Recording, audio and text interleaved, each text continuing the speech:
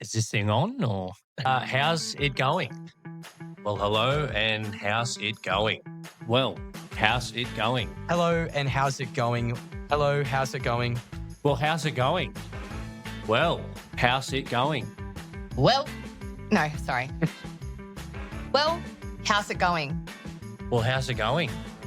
I'm here with you. I looked at you and I started I was laughing. going to say good. Well, how's it going? I'm here with Christian and Madison, and we're back. We are back. The back, baby. My phone vibrated. Try not to laugh.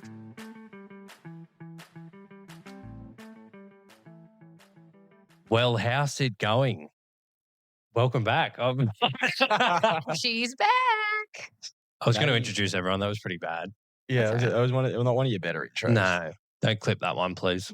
I'm It's- Madison. That's Ben. This is Christian. And we're back as a throuple. Oh, No? wise choice of words there. Well, you were going to say something else, so I thought. I was just going to say, guys, Maddie's back from Europe. Maddie's back We'll from go- Europe. We'll go with the throuples back together, according to Nate. Yes. Doesn't feel right saying that. You made it really weird. Yeah. Anyway, I can make it weird. should we do a little mini segment on Maddie's Euro trip? Yeah. Where'd you go? What'd you do? Who'd you see? Saw London, Paris, Amsterdam, Italy, Macedonia. I think from across the water at Macedonia, I was looking back at Albania, so I saw it. Saw everything you typically would see in any of those places and had an absolute ball. That is the most bland recollection of a Europe trip I think I've ever heard. Saw everything you'd expect in those You places. would. Like I did. I saw Buckingham Palace. I saw the Eiffel Tower. Did you see the Queen? No, because she's There is no resting. queen. It's King Oh, Charles. yeah. Yeah. Well, you could have gone and looked at the crown. Any specific questions? Yeah, I haven't got any specific questions. Like, Did you smoke a blunt in Amsterdam? I used one for a photo prop. However, I'm not blessed with the genetics of understanding the smoking thing. like puffing. Yeah. Yeah, Yeah. I'm a bum puffer, as they say. I know a few of those. Okay. My husband enjoyed the marijuana. Did he? culture. He Yeah. partook. He partook. Good on him. He dabbled. He dabbled. Yeah, good on him. Yeah. Cultural experience Cultural experience, of yeah. the Netherlands. Yeah. Paris, good. Loved it. Ate some snails. Christian hated Paris, he said. Yeah. I didn't hate it. I just Why? Why did you hate Paris? the city itself felt dirty. No, well, if You're in the Christian wrong ever spot. tries to get back into Paris, I think Christian rejected. was in the wrong spots. Jokes on the French. I'm not falling for that, babe. I'm not falling for that. No, he prefers Croatia. He wants to feel at home. Yeah, something like that. Well, Maddie was in Macedonia. I was in Macedonia for a good 2 weeks. Technically, your adopted home now. Yep. Yes. Beautiful country. Is that it? What were the toilet facilities like? I can show you a video if you want. They're pretty It costs gnarly. €1 every time you have to go. Oh, no, there's It not costs even €1 toilets. to go in a hole? Yeah, they're not even toilets. If you want to see a video, I got one. I couldn't even bring myself to open the door. My mother-in-law had to open the door for me while I was filming. It was terrible. The old swamp. Other than that, Macedonia was good, I hope. Beautiful, beautiful people, beautiful. Good food. Yeah, I mean, it got a bit repetitive of the food that I was eating, but Just budek very every day. budek for breakfast, shavap for lunch with shopska salad, and for dinner, shopska salad with shavap. Oh, just Just mix it You up. just mix it up. You've Oh, just, that- it And sounds then I'd have a crepe every night You've just- afterwards. They had really good What are you crepes. complaining about repetition? You just described heaven. Yeah, you I should. know. And wash it down with about 16 beers. Oh no, Alexander rakia, white thank you. wine, Oh, rakia. Yeah. Alexander vino. That's what I was having every day. Is that a white? A white, yes. Oh. Yeah. Lovely. It was called Alexander red, rosé, or white. As if There you was weren't, as if only- you weren't hitting the Okay. rakia, though. Did you have a bit? Nah. Rocket I was fuel. having rum. It would have been in my absolute mojitos. rocket fuel over there. Oh, 100%. You're flying. Straight from the farm. Yeah. And they drink it in these little wine glasses Oh, with a little stem on them. They're quite classy, actually. the idea of that, Yeah. that makes me. Sitting on a 42-degree beach with a little glass of rakia. Once again, you're describing, I'm getting you're hairs on my describing chest. heaven. You're Just not. thinking I about know, it. my husband said. What was the heaven worst anyway. part? Put you on the spot. Oh, worst part. Oh, jet lag coming home. Yeah. Yeah, it's a rough one. I'm only That's it. just going back to normal sleep. Yeah. Yeah. Your husband hasn't stopped complaining about Yeah. jet lag, actually. Oh. Oh, Clip that. say it with the chest. Bitch. All right. Well, that wraps up my Euro summer until next year. So I'm already planning the next trip. Remind me, I forgot to set a timer, guys. Oh, Chris was just texting on the job. So we are tapping into a market update. I don't think we've done one since about episode 3. Episode 3. And what are we? Update. This will be episode 18. Okay, so it's been a while. God, we're still on air. Somehow. We say that every episode. We said we were going to be better when Maddy's back. I feel like we're off to a great start. It was pretty. No, we're all right. We're doing well. I'm doing well. Personally. Yeah, I don't know about you. Yeah, exactly right.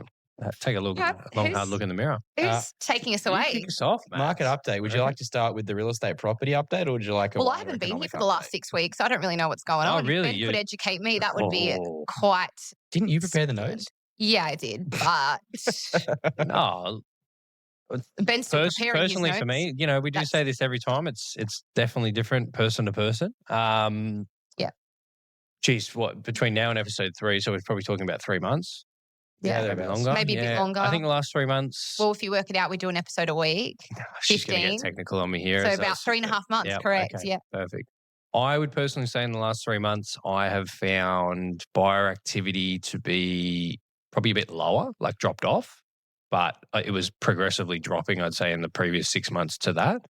Properties on the market still probably similar percentages, I'd say. I had another look today. I know we were broadly going off how many properties are on in the Wollongong greater region. It's still under 750. Well, this time last year, going into spring, we hit over 1,000 properties on the market. So we are seeing a complete switch up to this time last year. Yeah, it's spring now. I forgot about that. Yeah. Spring has sprung. We're into spring. Surely you've seen 1,000 real estate posts. Say it's time to get on the market. It's time to sell. Usually when I see a real estate ad come up, I just skip on. Yeah, so do I. Fair, so do I. When I see Ben's, I report them to Instagram. False and misleading advertising. I'm not going to comment. Anyway, so low stock. Low buyer activity. I think we're all sort of sitting in this lull period of, spring's here now, it's going to pick up. I think definitely having those conversations with buyers, like, are we going to see more stock? Should I wait? Should I do this? I can't recommend waiting to anyone. I'd say if you see something and you like it, get on it. Buy it. Like it's not, if you like it and it's specifically you're looking for a forever home type of thing, it's not going to come back. No, exactly right. I think really good quality stock goes. I think I've definitely found that in the last couple of months, and even seeing a couple that you put on. People just are looking for ages. Like one of the typical questions, especially if an open's quiet, I'll say, have you been looking for long? And most people turn around being like, I don't know, long, 9 months, 12 months. I feel that's long. I think that's very long. I sometimes get a weird response. Are you looking for yourself or as an investment? Could be both. Yeah. That one always gets me. I think, okay, appreciate you here. So appreciate homeless and chucking the tenant in? But it's like exactly. Well, are you rent vesting? Like, you're going to stay at home? I always find that a bit of a, okay, are you looking at it purely, you're going to put a tenant in, or we might even have a tenant in here. Are you going to keep the tenant, or are you going to move in? I don't think people are as nailed on as they were with, hey, I'm ready to go. I've got X amount of dollars. Yeah. People are just still feeling the waters. Yeah.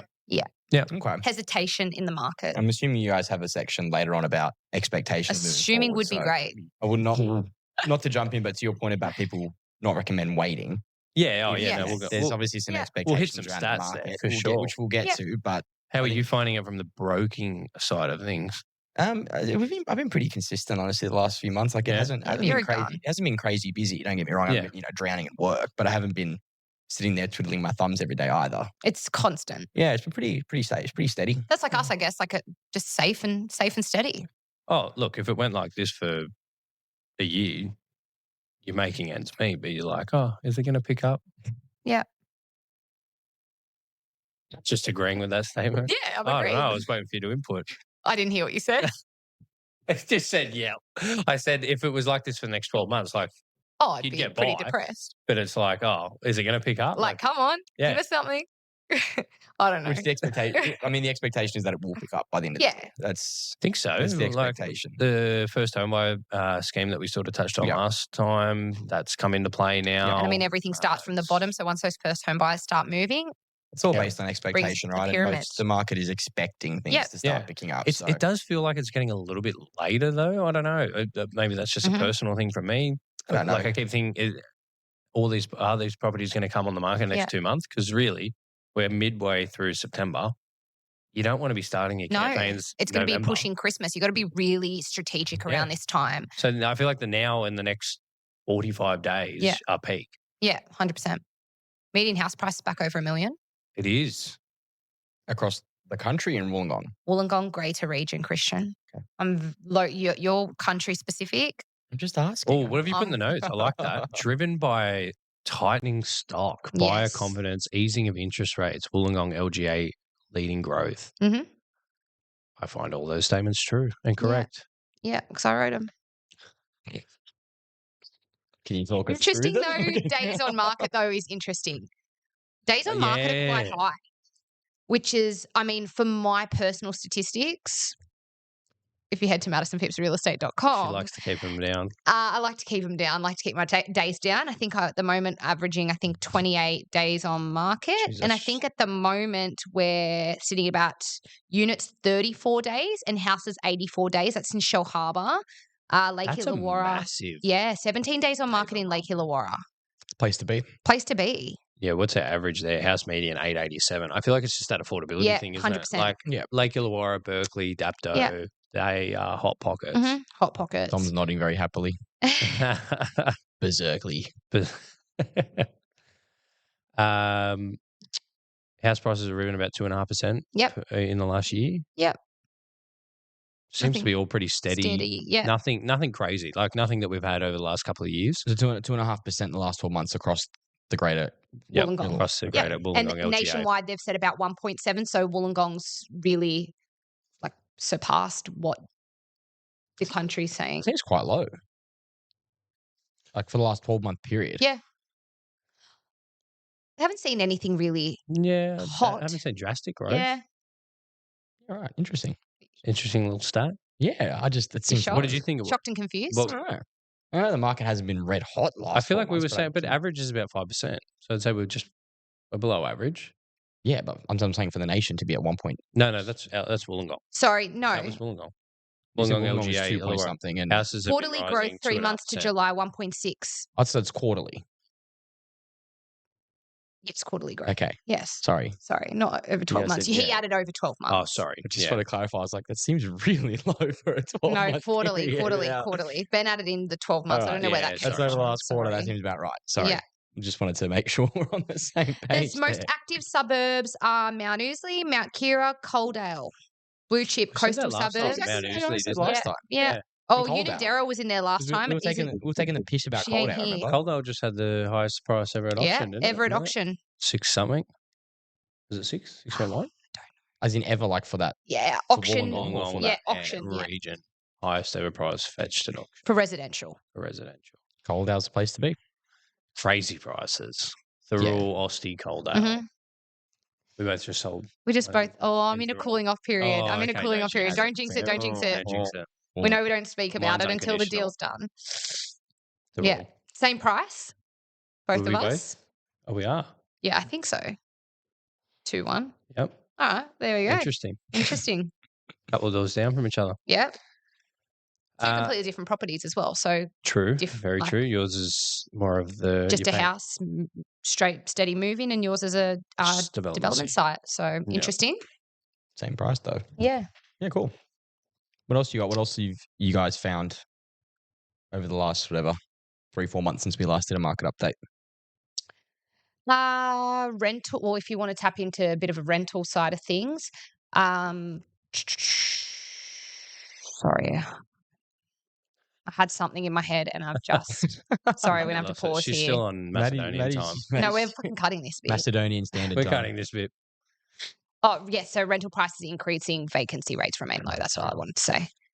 As for rentals, we're seeing rent prices are increasing, vacancy rates remain low, and affordability pressures for renters are definitely notable and being discussed a lot in the media. So it hasn't gotten better since our last market. No. And I don't think, like we said, it's going to ever in the short term of things. Well, we had all that legislation change since our last update as well. Yep. We have touched on that a fair bit, but I think even back to our chat with Tiana before when Mads was away, it was definitely hammering home on the fact that the quality It's more helping the conditions and things around rentals, but it doesn't actually help the problem. Rentals will definitely pick up in the next month. It actually almost the makes demand is always much greater. The new legislation doesn't have anything to do with price points for renters. That's the I'm hearing people though wanting to less likely get into residential as a form of investment because of all these rules. I just have people being like, it's not worth getting into anymore. Fuck it. Throwing their hands up. So, I mean, if these people aren't wanting to touch residential investing because of these legislation where it's only going to drive up, again, rental prices. Like, what are they doing instead? They're going to drop crypto. Stock levels are going to drop. I think it'll affect a percentage of the market. Under the mattress. Yeah. Definitely going to tighten up a little bit, but I think there's so many people out there, especially older generation, it's just like bricks and mortar. Yeah. Bricks and mortar. Yeah. But I agree. People our age, it's like, are you really... You're going to spend $600,000-$700,000, and it's just too messy. Yeah, it's getting that way, unfortunately. Yeah. Over to you, Christian. You got nothing else to add? I don't think so. I mean, I'm happy to add in some. We can intertwine. We can, it's not a battle. Well, actually, before we shift over to wider economic climate, thoughts moving forward. Good question. Well, it's hard coming to Christmas. As in, like, sort of predictions, forecasts, anything like that. What do what can we expect in the lead up, the run in? I think we're definitely going to see an increase in stock levels. Yes, I think we have to. I think when there's more stock, there's generally always more buyer activity, more buyers out there. Yeah, and then vice versa, when those people are buying, they're going to be selling properties as well, majority of the time. So yeah, I think we're definitely going to see an increase, but like on what we said, 750 properties in the greater region, if that increases 20%, it's still only another 150 properties. I hear a lot of people say, I don't want to buy, I don't want to sell until I buy or know what I'm moving into. So I think that there's that hesitation on both ends, that everyone's kind of sitting for the right thing to come on, but no one's listing because they're waiting for the right thing to come on. And what about prices? Is it a good time to buy?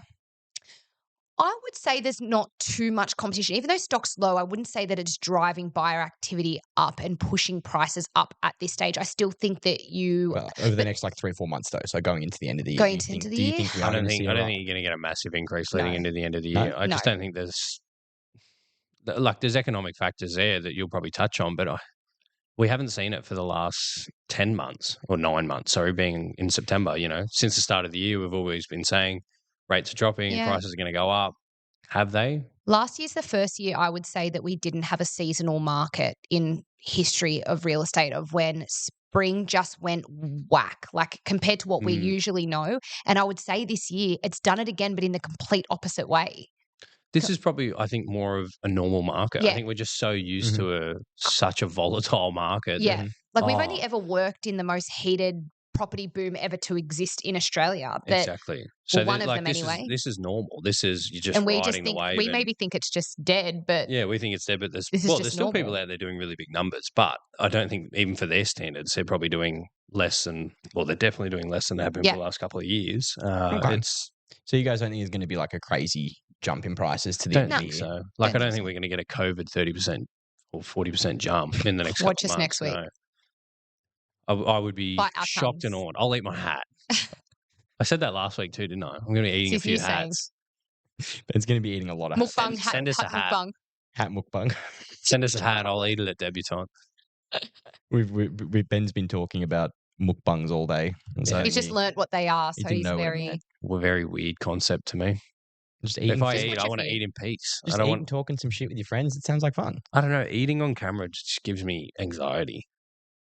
Oh, okay. Guess we're not doing a mukbang, guys. We have definitely different anxieties. I could probably do it, but I don't know. Just the idea of eating, I don't know. I find that very weird. Like watching people eat on TikTok, for example, I scroll straight away. Oh, I'm not into the ASMR, like slurping noodles or anything like that. I just like to hear people talk shit and just eating a meal at the same time.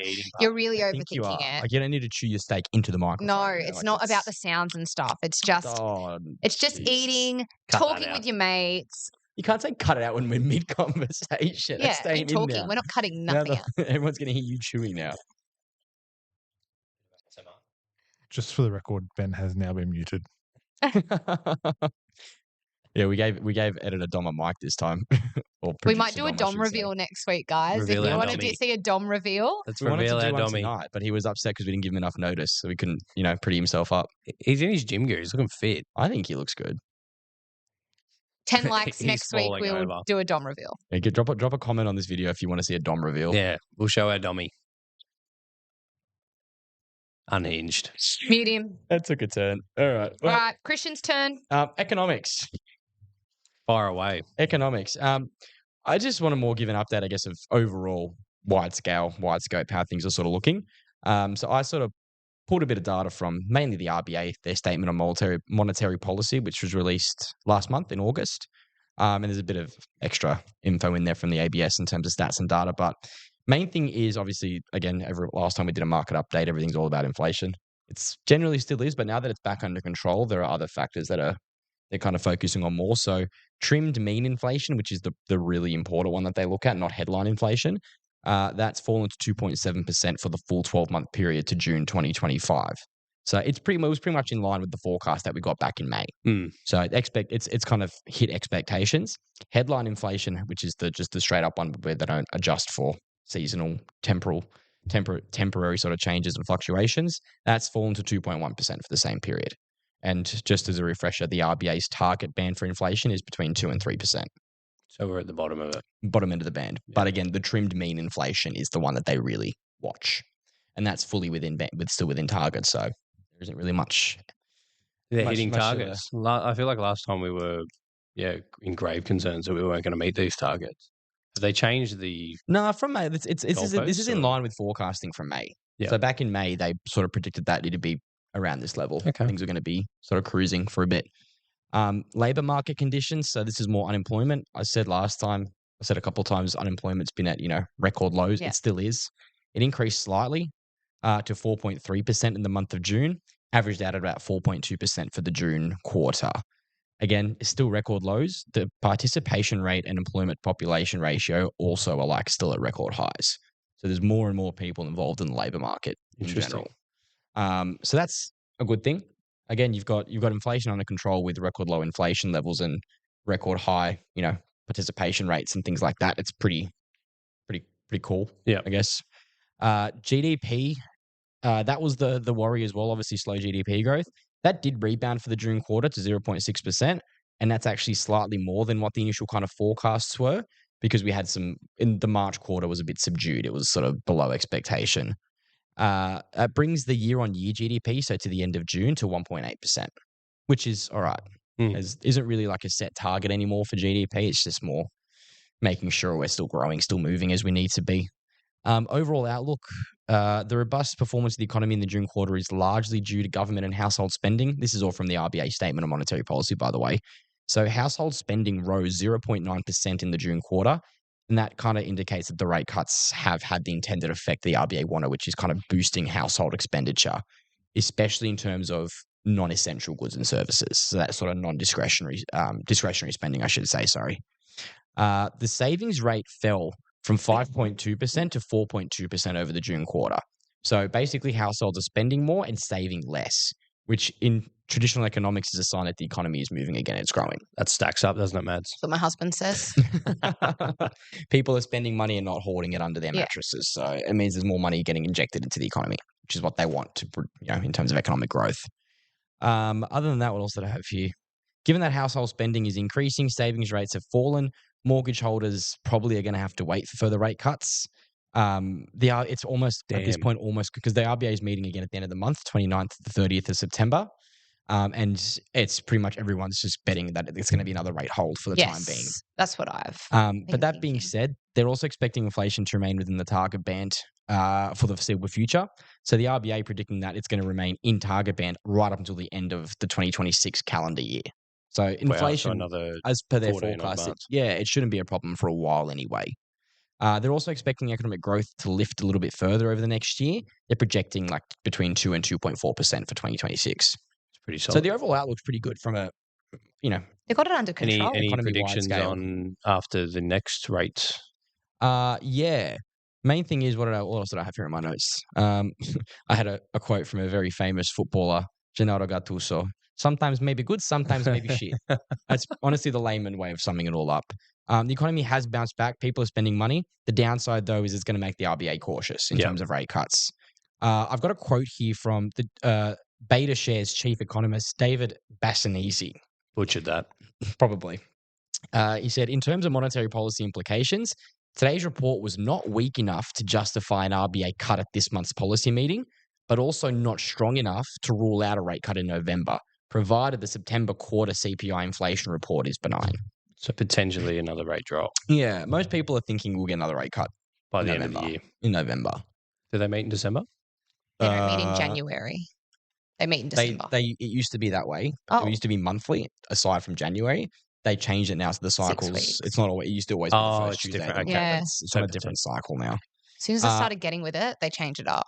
Yeah, pretty much. It's always a way. It all down pat. To answer your question, I do have lender predictions here from all the big four. Yep. So pretty much every single one of the big four are predicting a hold in September and a cut in November. Okay. So the cash rate is currently sitting at 3.6%. ANZ are predicting a 25 basis point cut in November, bringing it down to 3.35 by the end of 2025. So one more cut. Can I just say it's making me sick that we're talking about November? This year's done. Let's pack it in. It's over. What happened? Did we just... You went to Europe. Did we just wake up and it just went?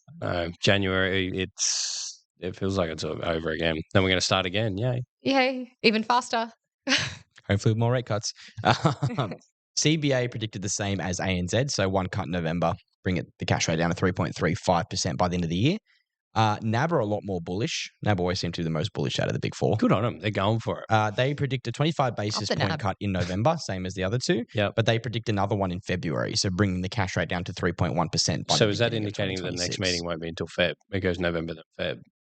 Well, every 6 weeks. So like... But they might be having a little Chrissy break, you know? Oh, that's nice of them. I don't know. Didn't give us a Chrissy break. I don't know the exact dates. So they're predicting that we're going to have two major rate drops within the next 6 months. And Westpac are predicting the same. So Westpac and NAB are the most bullish. Okay. They've predicted November rate cut and February rate cut.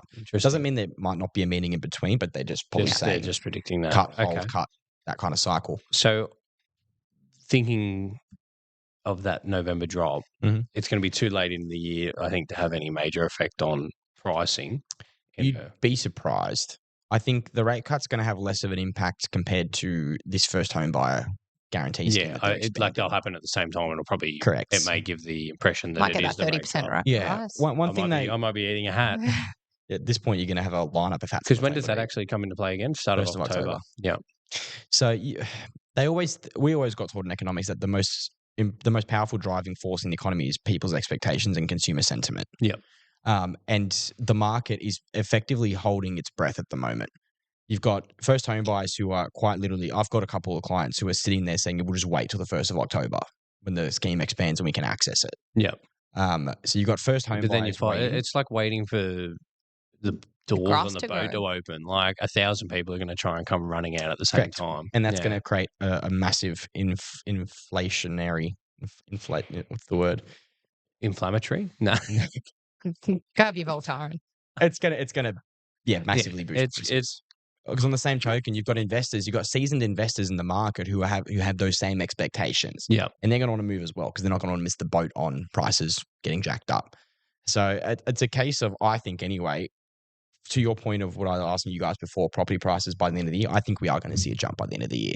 I don't think it's going to be massive. It's not going to be groundbreaking by any means. I'm not going to do a cut. But it is going to... The market is going to move. And it's going to go more so into the beginning of next year. I think we're going to really, really feel the impacts. I think next year we definitely will.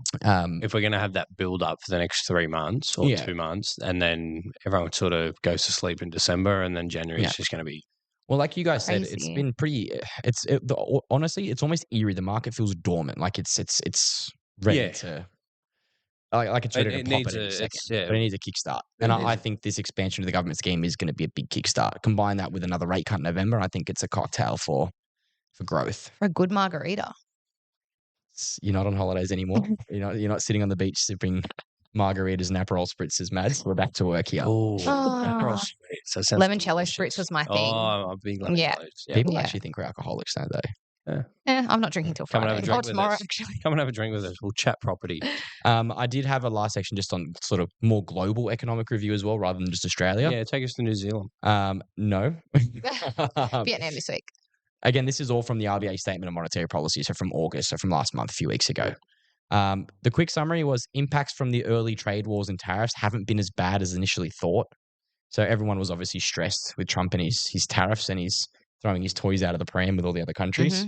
US tariffs were still pretty big, but the thing that wasn't as crazy, so the retaliatory tariffs from other countries were not as high as people thought, as the economists thought they were going to be.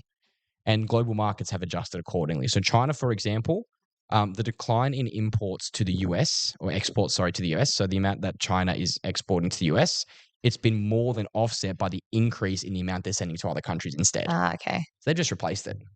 China's basically gone. They've gone a different Look, way. I didn't think China would have a problem, but Chinese basically gone, fuck you, Donald. Yeah. To be, we'll make it up somewhere else.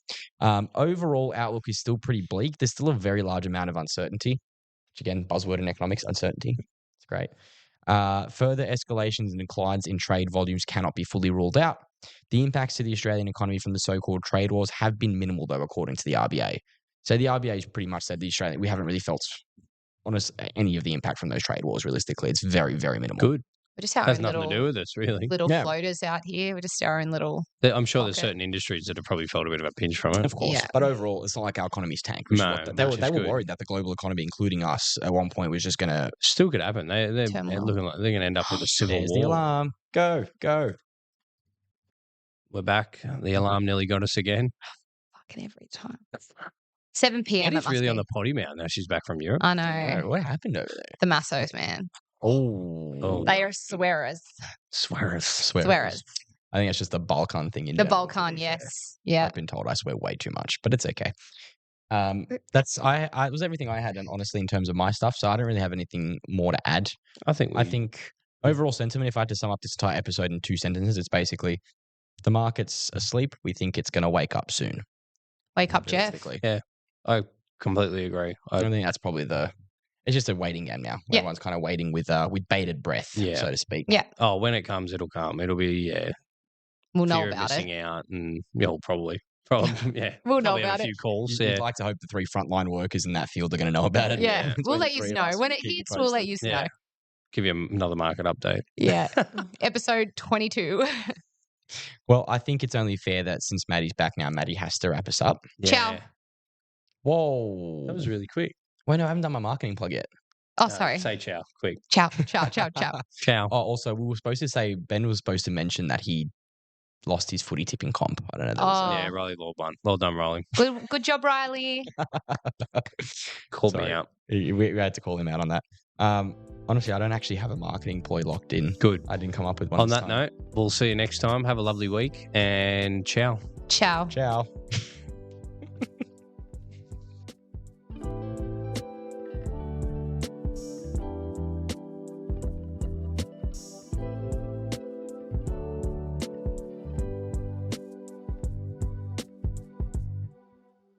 Everything presented in this podcast is for information and entertainment purposes only, and all advice is to be considered general in nature. It does not take into account your personal circumstances and financial objectives. Please consider if this advice is right for you and look to consult a financial professional.